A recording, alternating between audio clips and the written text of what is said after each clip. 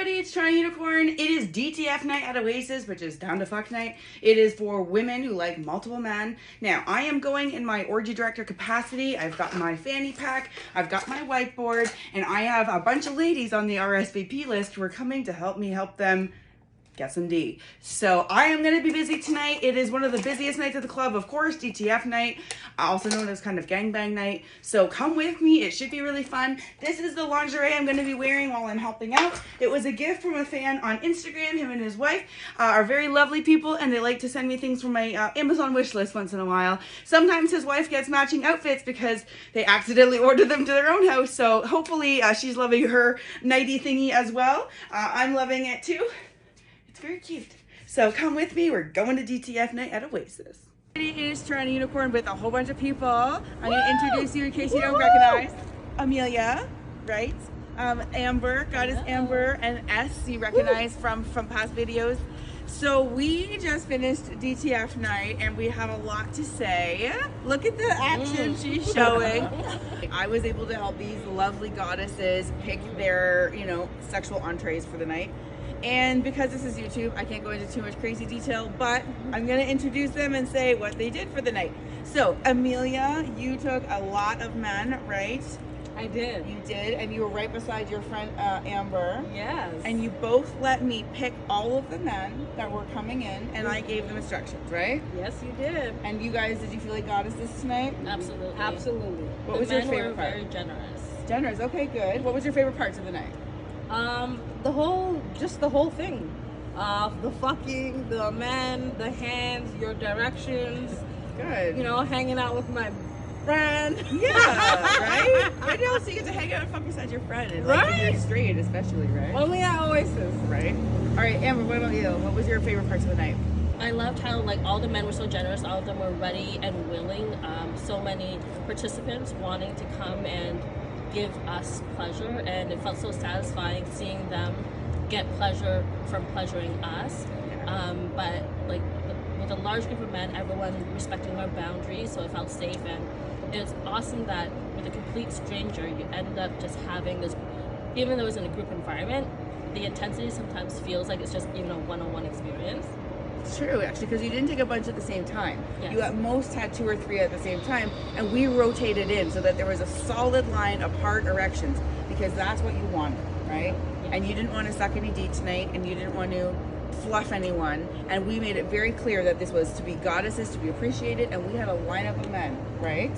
And S, you are also participating in the scene, right? And how was your experience? It was amazing. I mean, it was a night that was really focused on female pleasure. I mean, there was a lot of men, but still, the men were there in order to find, female play partners and try to do whatever was satisfying for them. So I really enjoyed, for me, that's always my favorite thing to do. And Is what, to eat at women, right? well, yes, more specifically, yes, but Yeah. overall, to, just satisfy play partner. Yeah, and what we really liked is when we were sitting around in circles talking about what we wanted out of the night, I also asked S, what is it that you like out of the night? Because just because he's a guy doesn't mean he doesn't have his own fantasies. And so I knew what he was looking for. So then when I matched him up with my lady friends, I was able to let them know what he was looking for too, which was good feedback, because everybody who wants to please somebody orally especially needs to know every single person's unique pathway to pleasure. And so these women were especially good tonight. I was so proud of them at speaking up and saying, when things needed a finger inside or when they needed lube. And was your experience better because you could speak up? Absolutely, and I think with every experience you get more and more comfortable, and you're kind of learning that it's okay to ask for what you want, but also how to ask for what you want. Yeah, it's true. Awesome. Well, we're gonna go get some dirty burgers and celebrate the rest of the DTF night. So thanks for coming with us. Right. This is Dirty Burger. This is S and Amber edition. Show us the love towards your burgers. Make love to it. Pretend you didn't wait 10 minutes for it. Yummy? Are those good moans? Amazing. Awesome. That's hot. All right. It is Dirty Burger time for TorontoUnicorn and Amelia. Are you ready to take some sloppy meat? Yes, please. Okay, let's see. Ready? Yeah.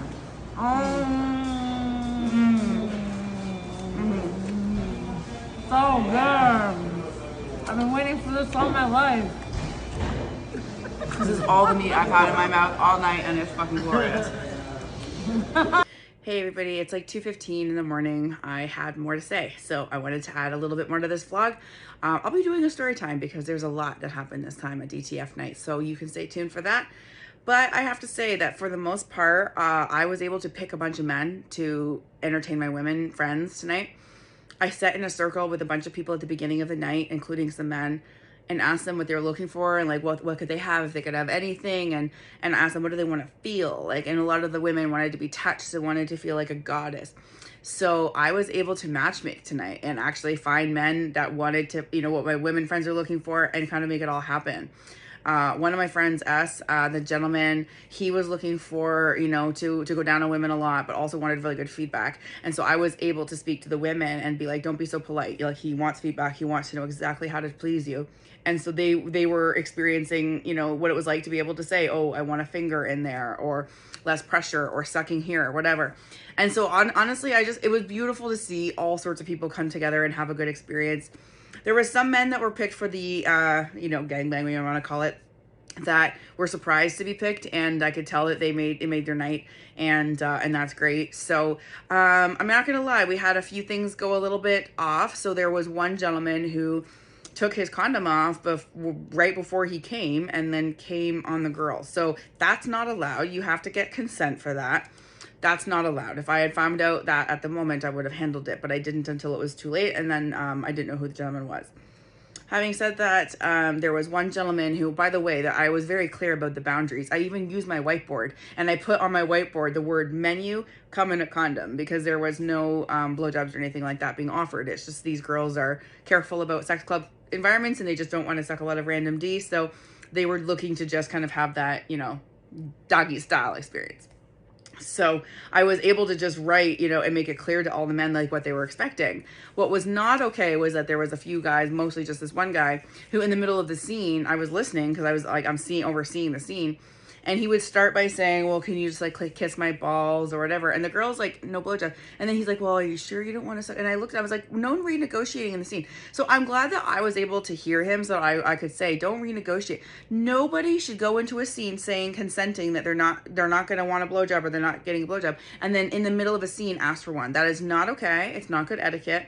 I'm glad that I was able to help my friend in that situation. And the guy, you know, maybe learned from this, so hopefully he'll know that for the future. Other than that, we just had a lot of good gentlemen and a lot of people. I met a lot of fans tonight. A lot of them got to participate in the scene. I did not have sex. I didn't touch anybody. I had a great time. Yeah, I think there's something really fulfilling to see people have a better night, and to have their sexual fantasies like be fulfilled the way that they would want them to, and not just how they go in their head. So yes, if you want to hear the very big detailed story time, it will be coming. I'll also be doing an after dark version because I don't want to get in trouble on YouTube. But I think that, you know, while I sit here holding my stuff, you know, I just want to say I went to DTF night knowing I wasn't personally having sex, and I had the greatest time ever. So having those dirty burgers after was just like icing on the cake. And this lifestyle is so much about the friends. The sex is a great part of it, but it's really about the friends. So until another time, thank you for coming.